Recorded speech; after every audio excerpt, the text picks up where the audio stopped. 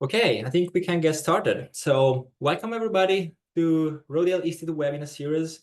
My name is Roman Skaitani. I am a research associate here at Rodial Institute.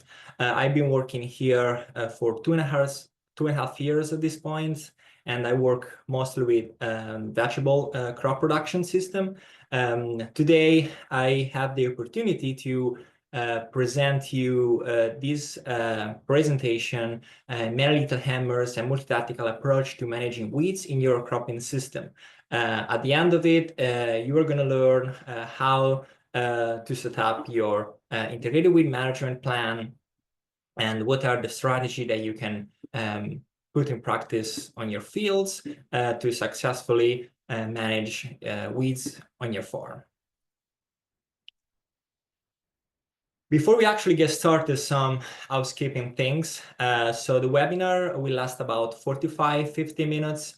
And after that, we're going to have plenty of time for question and a little bit of discussion with a Q&A session. Make sure that you post your questions using the Q&A function instead of using the chat.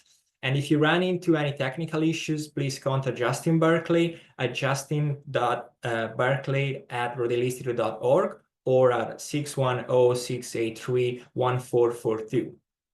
And if you miss this webinar or if you have to leave this webinar at some point, don't worry about it because this webinar will be recorded and posted on the Rodial Institute website and on the YouTube channel in about 1 or 2 weeks.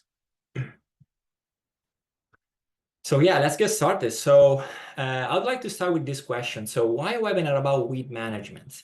I'm sure that most of you, if not all of you, have seen at least once in your life this kind of scenery in the countryside.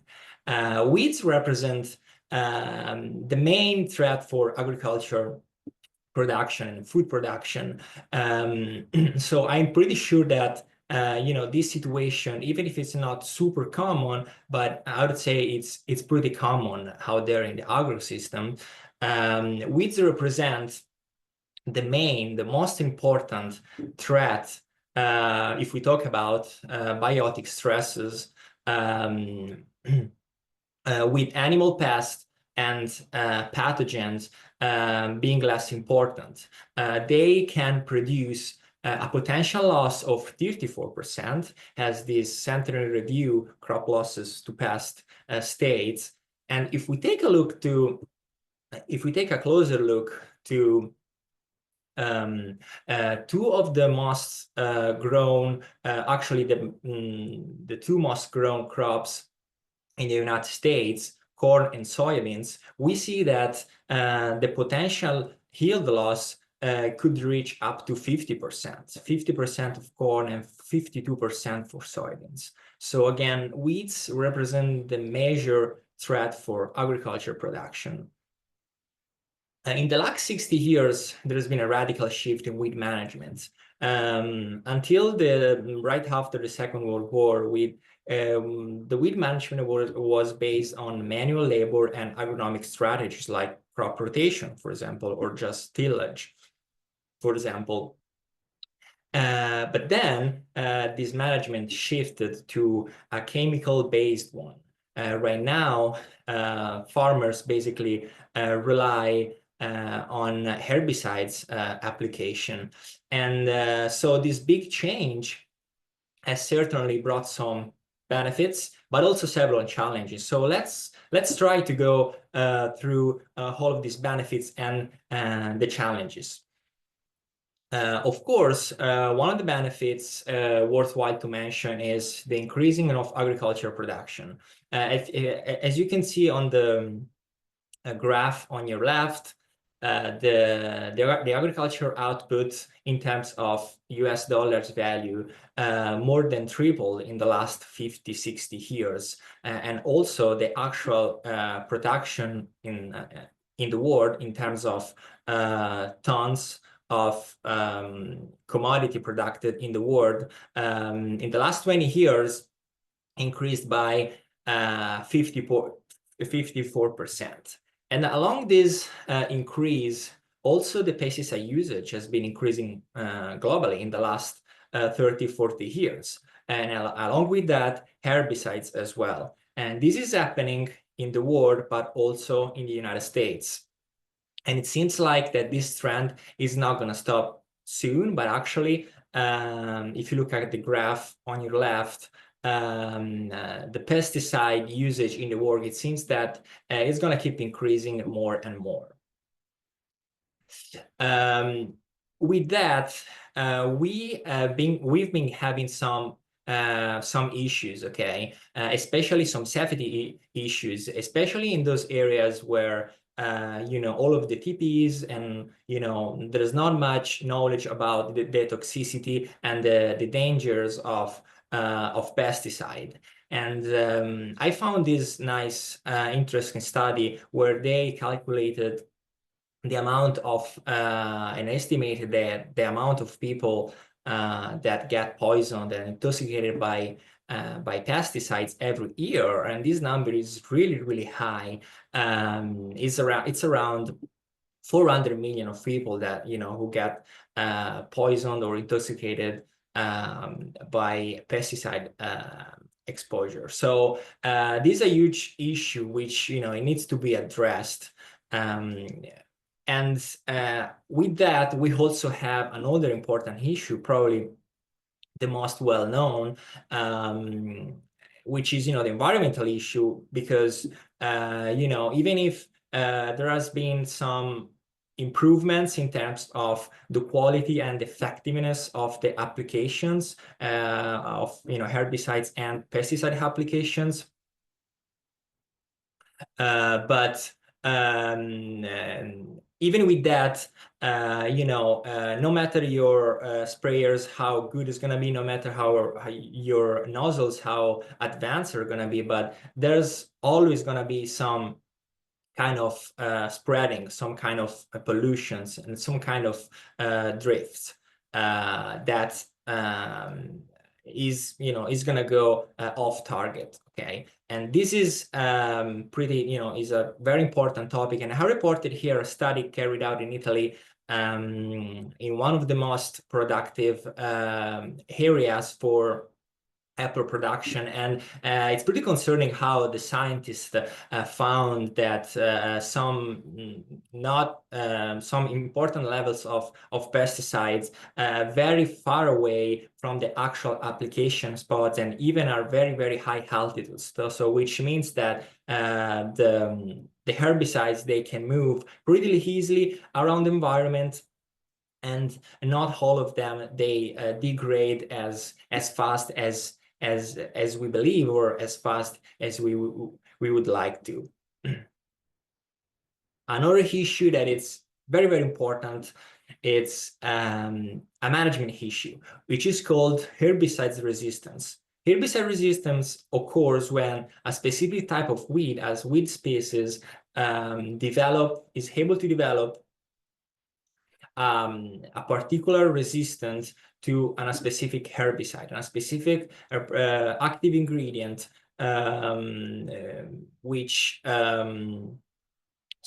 a specific active ingredients, or a specific mode of action. Herbicide resistance is a huge problem all around the world, and the number of unique cases has been increasing and increasing in the last 30, 40 years. And as you can see from the picture on your right, in a few years, if you don't address the problem promptly and on time, your field is going to be infested by that specific herbicide-resistant weed if you don't change any weed management practices. And again, this trend, it seems like that it's going to increase and increase, and it doesn't seem that it's going to stop soon. We've seen some of the advantages of what the Green Revolution has brought in the last century, I would say, or in the last 50, 60 years, which can be summarized, in efficacy and large scale and decreased labor costs that like we just saw in the previous slides, which this means more productivity, okay, which is good. But also on the other hand, we'll be running into many issues, so that we need to find a right balance between productivity and weed management problems, okay. An answer for that is integrated weed management. Integrated weed management is an holistic approach that aims to combine and integrate different strategies and tools with the ultimate goal to increase the effectiveness of weed management and weed control while reducing the herbicide usage. And I reported here some definitions of integrated weed management. And as you can see, I highlighted some of the key terms that I think help us to understand what what is integrated weed management. The words like combine, to combine, combinations, integration, integrated way, and sorts of scientifically based knowledge. These are all words that occur in basically every integrated weed management definition, because they want to emphasize how important it is to combine and to integrate different tools and different strategy in order to achieve our ultimate goal, which is control weeds, reducing the use of herbicides. And this is I would say the traditional diagram of integrated weed management, where all of the strategy and the tools that are part of it are categorized in 4 different categories: physical, cultural, chemical, and biological tools. But before go through all of this, I added to this diagram two other important concepts represented by the preventive measures and monitoring scouting and weed scouting. The preventive measures are all of those measures that we should put in practice. We should apply even before, by default, I would say, even before planning our integrated weed management plan. And with the monitoring and the weed scouting, all of these activities, they help us to understand and to monitor the weed infestation levels and how this can change over time.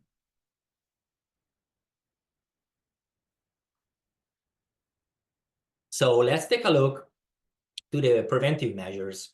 Be proactive rather than reactive, okay? And this is a quote that I think it's really important to understand. And we want to prevent weed infestation first. That's our primary goal, okay? Again, even before setting up our weed management plan. So let's try to take a closer look to each of these preventive measures. So in the picture on your left, you see a typical example of, probably this is a cereal crop. It could be wheat or barley or something like that has just been harvested. And as you can see, the weeds are growing without any disturbance. So you want to take care of this situation. They say you want to clean up your field because otherwise those weeds are going to grow and they're going to set seeds, increasing their population and the seed bank. Kind of the same concept for the field margins. The field margins are very interesting and very important for biodiversity maintenance because they can help pollinator populations. But when this function is over, we need to take care of those. Otherwise, they represent a source for weed seeds. We can also use some implements and install some equipment in our combine, for example, if we combine our crop, some installation can kind of collect the weed seeds and destroy them. There's also something that is tractor mounted, like the Comcat, as you can see in the picture on the bottom middle, where basically this it's kind of like a sickle bar mower, where the inflorescence of the weeds that are overgrown the crop canopy are cut, basically. And then with the picture on your bottom right, I want to kind of like encourage and the meaning of predation and biological weed control. There are a lot of bugs that love eating weed seeds, and so we should encourage them and increase their populations. And again, all the preventive measures are like make sure that you buy certified seeds and they don't contain any weed seeds. Make sure that you clean up your farming equipment between fields. Your manure, your compost is well composted, so make sure that you devitalize any weed seeds. And also your mulch, is you're using mulch, especially for vegetable farmers, is you use your mulch, maybe you want to prefer hay mulch, or a kind of mulch that doesn't have many weed seeds. Let's take a look at the scouting right now, another important step for integrated weed management. So the goal of weed scouting is to know your enemy first. If you want to fight well your enemy, you want to know their weaknesses, but also their strengths. So we can summarize weed scouting in 4 different steps. Timing. I recommend to do weed scouting on a regular basis, but probably the most important periods are during the pre-emergence and the early post-emergence of your crop. After that, you want to identify your weeds. These are very broad classification: grassweed, broadleaf, sedges, and annual and perennial. So you can understand the biology and the ecology of the weeds that you are fighting for. Then the scouting techniques, I recommend to go to your field first, look at the whole field, see if there's any specific patches or kind of like patterns of weeds growing on your field, and then go randomly and take some data, recording your findings, like the weed life stages, the number of the seedlings already emerged, and the crop stage as well. And at the end, once you define your threshold, that's going to vary crop by crop, depending on how your crop can tolerate weed pressure. After defining that, you have to outline your plan, that it must be flexible, because weeds populations are really dynamic, and they can change suddenly in a matter of days. So make sure that you're planning flexible if you want to be successful with your integrated weed management plan. So now let's take a look at the traditional category definition and categorization of integrated weed management, where there is the classification in all of the tools in 4 different categories: physical, cultural, chemical, and biological. I'm not going to go through all of this. I just want to put all of them out here, and in the following slides, we are going to see how we can actually implement them and use them during specific weed life stages and during the weed life cycles, so they can be as effective as possible. So yeah, like I just said, let's try to implement all of these tools and the strategies that I just presented in the previous slides, and let's see how we can implement these practices to interfere with life cycles. Okay, so again, we need to understand that, like in the integrated weed management definitions state that we need to switch our paradigm and our way of thinking from using just one big tool, which can be represented by herbicides, for example, so one big hammer to many little ones, and combining them together with the goal of reducing the herbicide usage and the chemical inputs in general, increasing the effectiveness of weed management and control. So here I summarized weed life cycle. Okay, whole weeds have these stages. Okay, seeds, seedlings, and mature plants. We can intervene in 3 different moments specifically. Okay, first one is, of course, after the seeds germinate, we can and we should prevent the establishment of the weeds. After that, once the weeds are established, the only thing we can do is reduce the impact of the weeds on the crop. And after that, we should, the only thing that it's left to do is, reducing the seeds return to avoid further increasing of infestation levels. So in order to do, to implement all of those practices in the weed life cycle that I just described in the previous slide, I want to propose you this framework, which was developed by a group of scientists, part of AW and Praise project that I had. This is a European project that I had the opportunity to work on during my master thesis.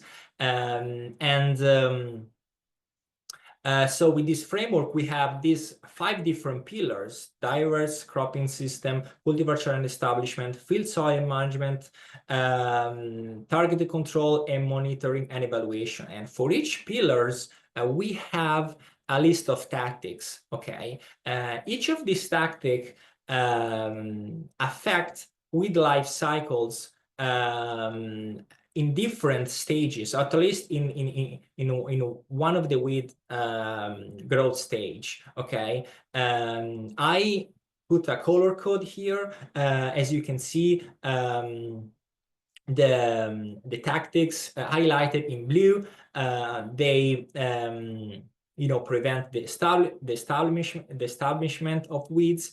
The ones highlighted in yellow, they reduce the seed return, and the ones highlighted in white, they kind of reduce the impact of weeds on crop once the weeds are readily established. And then we have, all of the monitoring and evaluation section that, all of those represent all of those activities that help us to understand how the weed infestations are evolving in our agroecosystem.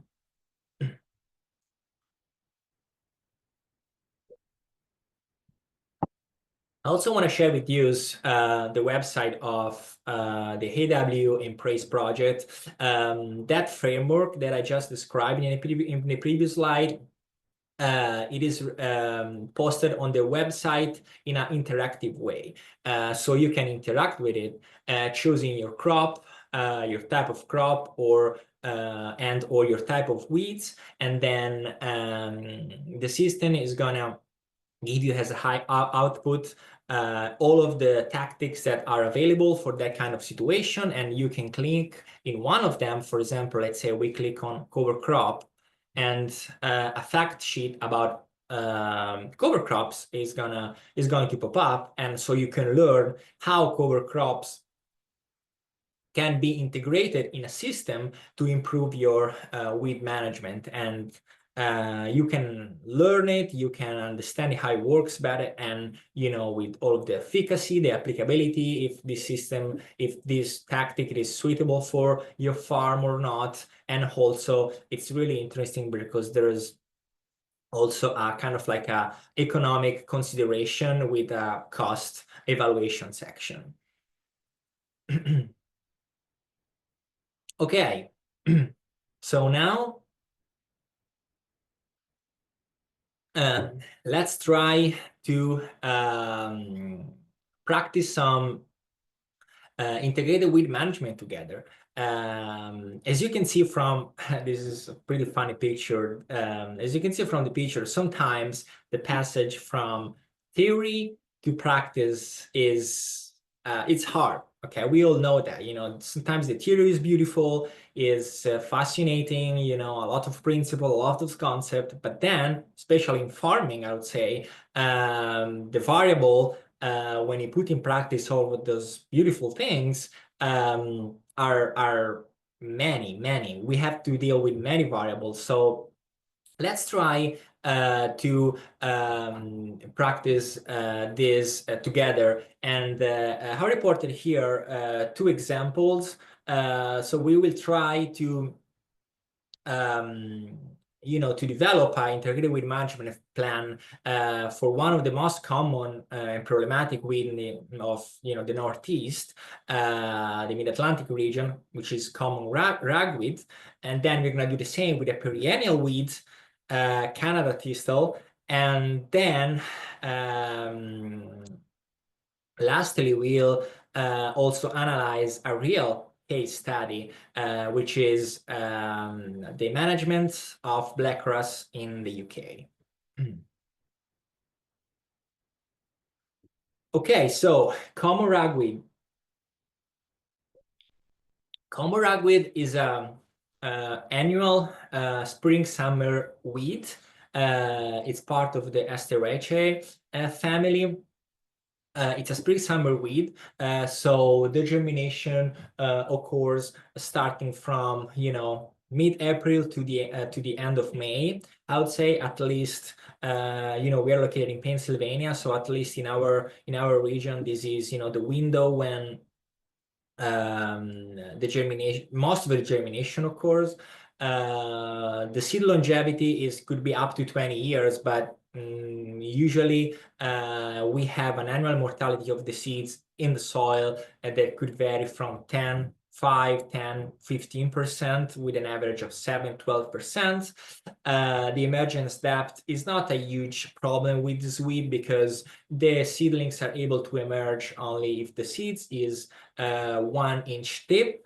If it's deeper, it's not going to be able to germinate.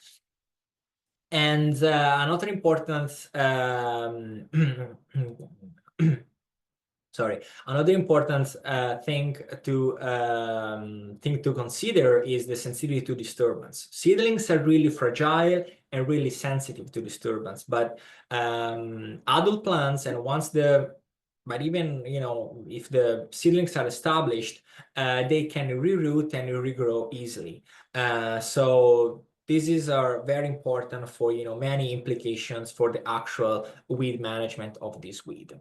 So if we take a look first at an herbicide-based approach for this weed, we see that we have several options to prevent the establishment of the weeds with pre-emergent herbicides and or pre-planting herbicides that I would say they are the most effective ones. Then we have fewer options for early post-emergent herbicides and late post-emergence herbicides, even if the bigger the weed is, and the less effective the herbicide application is going to be. Then if we take a look at an ecological approach instead, how we can again implement all of those tools and strategies and tactics into this type of weed life cycle. Okay, so if you want to prevent the establishment of weeds, we have several options. The most effective ones, I would say, are the tillage typing timing and the seed preparation and stale seed bed, along with flame weeding, cover crops, certainly help in preventing the establishment. And of course, the management of field margin is also really important.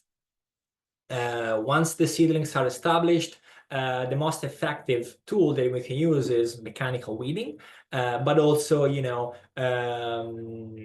if we are able to compromise to seeding or to planting later than we usually do, we should do that. So modifying and reconsider the sowing date is also important. And intercropping, we have some examples out there about intercropping to improve the control of common ragweed, which is very interesting, and also rotations. Rotation always help for weed control. So alternating a spring, summer crop with a winter, spring, fall seeded crop. And once the plant is flowering and it's mature, it's about to set the seeds.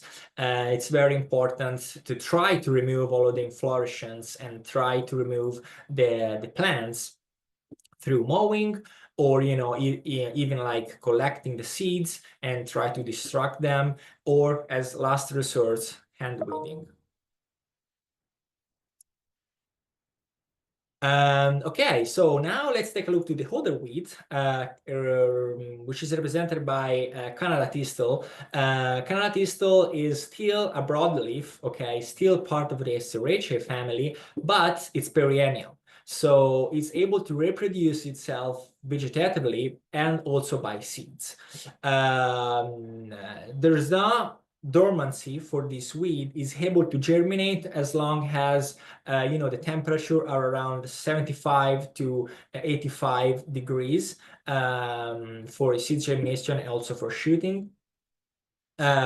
The seeds can be durable up to 20 years, but most of them die in the first few years once they are in the ground. The problem with this weed is the emergence depth, that since it's a perennial weed, it has a very big and resistant organ structure represented by the roots, which are called also rhizomes. The rhizomes are basically this structure that are plenty of food reserves, sorry. So with all of sugars and any other compounds, and they can develop buds as well. And from these buds, they can shoots can sprout fairly easily, even if the rhizome are 4 or 5 inches deep. And then, so for this reason, the sensitivity to disturbance, it's pretty low. Okay, the shoots and this weed in general is really high resistance to disturbance due to its storage root system. So again, herbicide-based approach.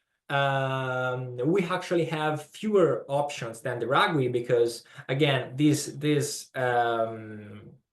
weed is a perennial one. So we might consider several applications to effectively control this weed.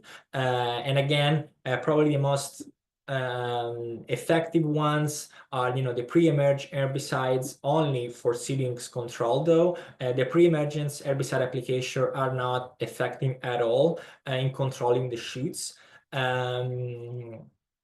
And the early post-emergence herbicide or the pre-planting herbicides applications are maybe the most effective ones, even if again several applications are required. If we wanna try to have an ecological approach with this weed, the goal here is to exhaust the food reserves that are present in the roots. Okay, that's the goal, and this is achievable only with persistence. So if we have a high infestation on Canada thistle, it might take even a few years, 2 to 3 to 4 years, to eradicate or to significantly reduce the Canada thistle population from one field. Again, if you want to prevent the establishment of this weed, cover crop tillage type and timing is really important. Morbid plowing and exposing the rhizomes on the surface and try to dry them out, it's really effective. With the mowing repeatedly, this weed can reduce significantly the food reserves in the roots. And cover crops can always help because this weed is shade intolerant. If you want to reduce the impact of the weeds on the crop once the seedlings and the shoots are established, it's not easy. Some cultivar, some crop species are more tolerant and they can tolerate higher infestation of this weed because if they are tall, like corn, for example, and dense, they can shade the ground easily. And again, this weed is shade intolerant. So in that case, the competition is going to be better for the crop. And mechanical weeding is probably the most effective tool once this weed is established. Even if once the shanks and the actual tools of cultivator or whatever you're using for mechanical weeding, when they cut the canal shoots, they will regrow in a matter of 1 or 2 weeks. So again, persistence is the key for this type of weed, okay? And finally, if we want to reduce seed return, again, mowing, seed collection and destruction, and hand weeding as last resorts. And I added here a very interesting thing, weed zapping, which is a new technology that basically electrocutes all of the weeds that are overgrown the crop canopy. It's a very interesting tool that it's definitely worthwhile to do more investigation in that, to see how can control these weeds like canal thistle or other perennial weeds, very tough to be controlled.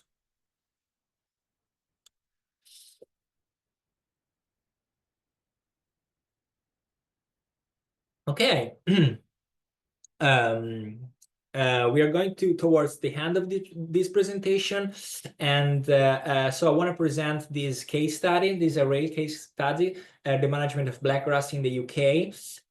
First of all, what is blackgrass? Okay, blackgrass is an annual winter-spring grass. So the germination occurs for the most part in the early fall, end of summer, early fall. Seed longevity here is not a problem because the seed decline rate is 80% per year, and also the emergent step is not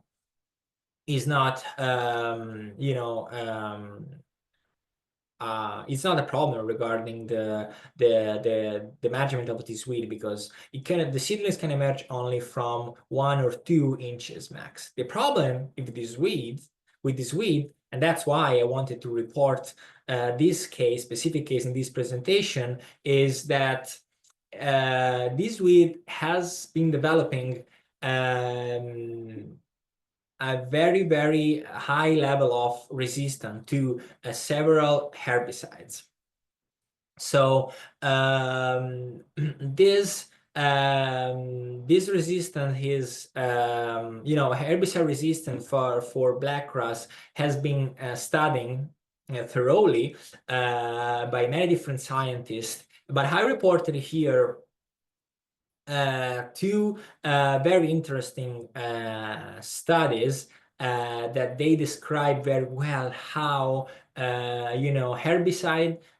repeated herbicide applications and can increase or not resistant development. So I would say the key findings, the most important findings of these 2 studies are that intensity of herbicides applications is correlated with resistant development, which means that the more I spray with the higher doses, the more likely the resistant development is going to be. And then a second key point, a second finding is that, which is, I think it's even more concerning than the first one, is that herbicide mixtures can, yes, mitigate the specialty resistant mechanism, but enhance general resistance. What does that mean? Usually what farmers do to mitigate resistance development is changing and or mixing a different type of herbicides with different mode of actions. Okay. And in this way, the development of a certain type for resistance to a specific mode of action is less likely to occur. But these scientists have found that for this weed, it's true that herbicide mixture can somehow mitigate especially resistant mechanism, but also they can enhance generalist resistance. Okay, so this is pretty concerning because, I think this is a point that kind of like show us how important it is to find new strategies and new tools, and trying to rely less and less on herbicides. So in order to do that, so blackgrass has become a very, very huge problem, in the UK. So some of the scientists have tried, okay, we cannot rely on herbicides anymore. But so let's try to quantify how effective all of the other, for example, cultural or agronomical tools or physical tools are effective against this weed. And from this review, these scientists have found these results, which are pretty encouraging. As you can see, morbid plowing and crop rotation are the most effective not chemical way to control blackgrass. I just want to be clear, these numbers, this percentage is the reduction, represent the reduction of blackgrass population. So yeah, I was gonna say morbid plowing, crop rotation, but also delayed fall seeding rate, and competitive in the usage of competitive cultivars are also tools that are really, really interesting, and combined together can improve the effectiveness of blackgrass control. The problem it is that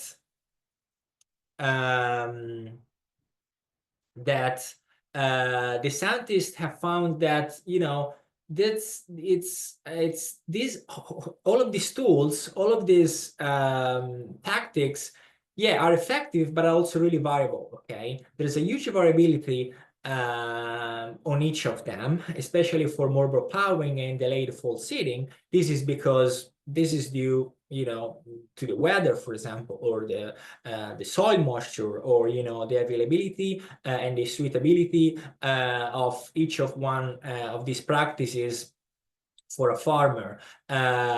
So it's still challenging, but again, the concept that I want to share with you, it's in this citation, and I'm just going to read it. So the effectiveness of and consistency of this non-herbicide weed management practices greatly increases when 3 or more of these practices are simultaneously employed.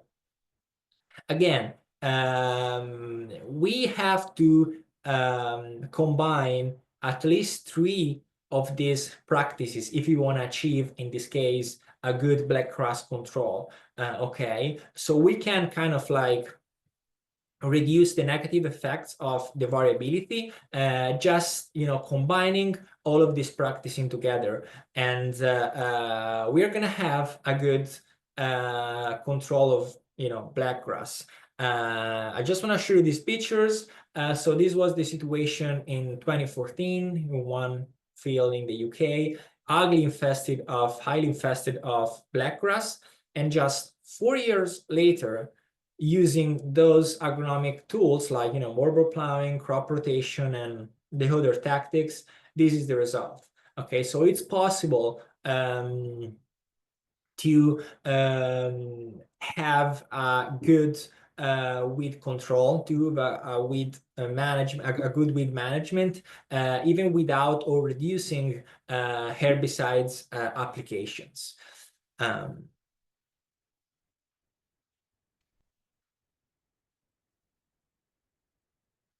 I want to share with you this quote that I took from this book, Weeds and Aliens, Sir Edward Salisbury, written by Sir Edward Salisbury, which basically with a couple of sentences is basically it's basically another definition of integrated weed management.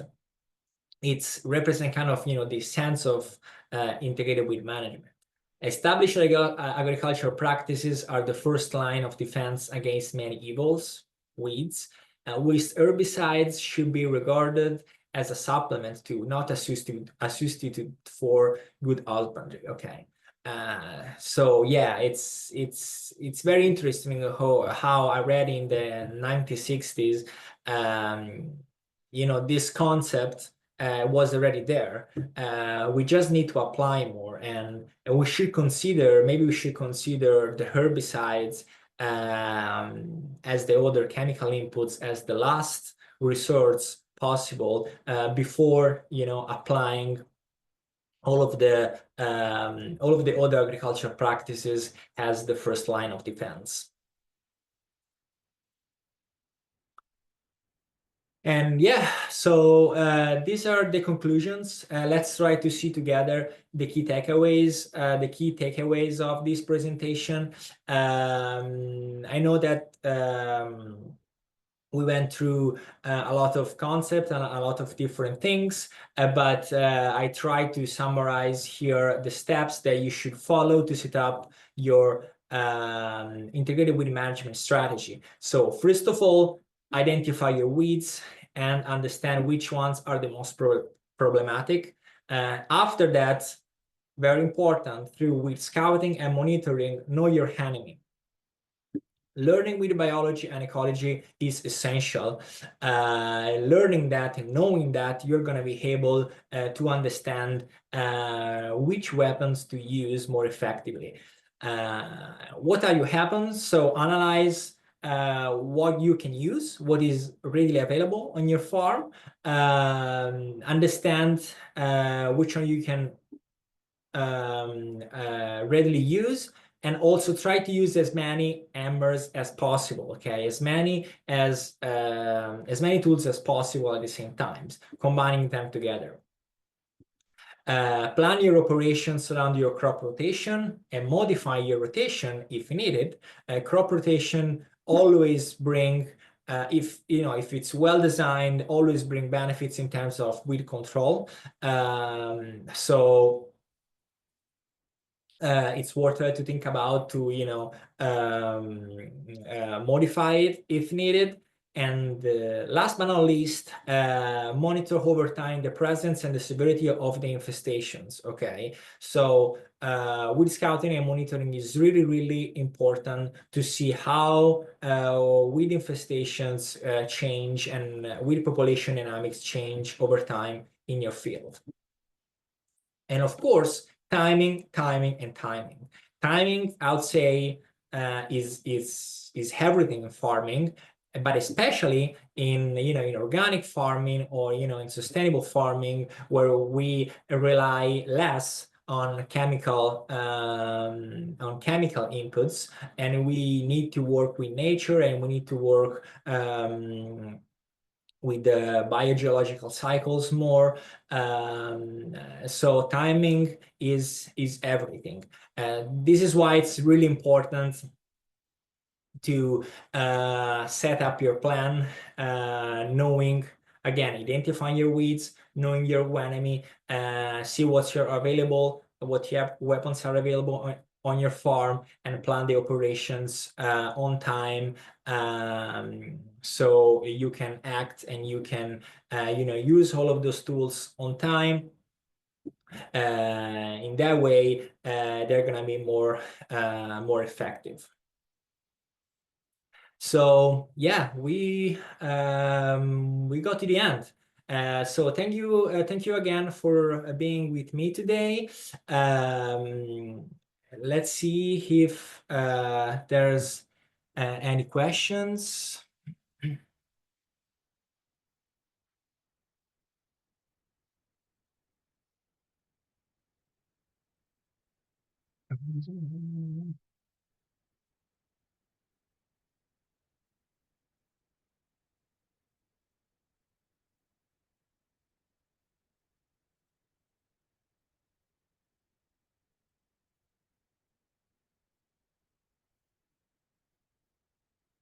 Okay, I don't see any questions on the chat. Maybe we can wait 1 minute or two, Justin, to see if any questions pop up.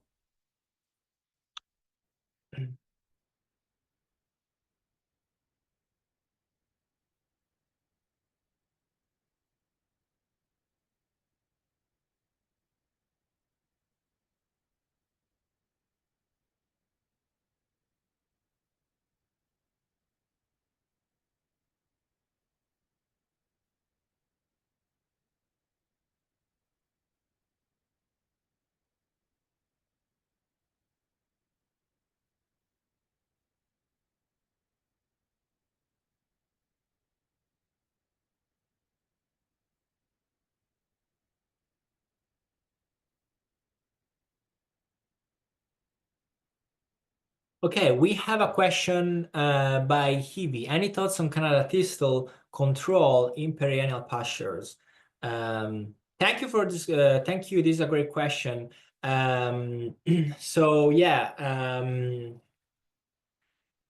again, Canada thistle is a perennial weed, so we should aim to exhaust the food reserves that are present in the roots. So that's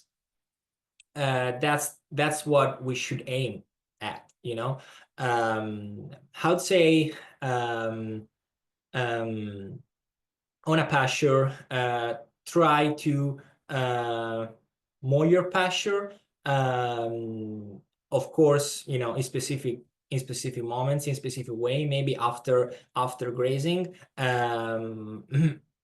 If you have cows, probably they're not gonna like. Canada thistle is not very palatable for animals. So it's gonna be standing in the field after the grazing event. So maybe mowing after that, interseeding. If your pasture is not that dense, maybe interseeding some grasses can help. For example, I'm thinking of Sudan grass. It can be useful because it grows really fast and really tall, so it can kind of like compete pretty well with Canada thistle, for example. But yeah, again, the goal is try to exhaust the roots of this weed. It takes time. It takes time. It takes several seasons. Um,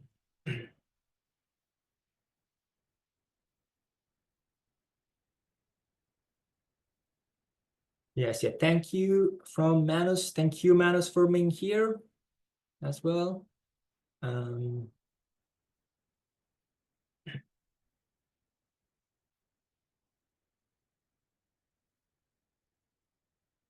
I see congratulations from Ivana. Thank you.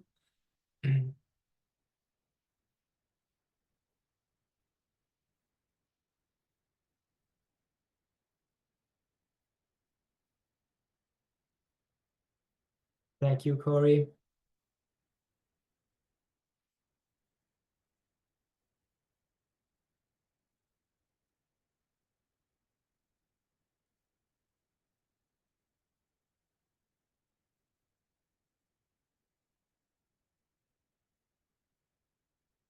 Okay, I think there's no more questions. So again, thank you everybody for being here today. Again, this webinar will be it's being recorded and will be posted in about 1 or 2 weeks on the Realistic website and on the YouTube channel as well. And yeah, thank you again, and on to the next one.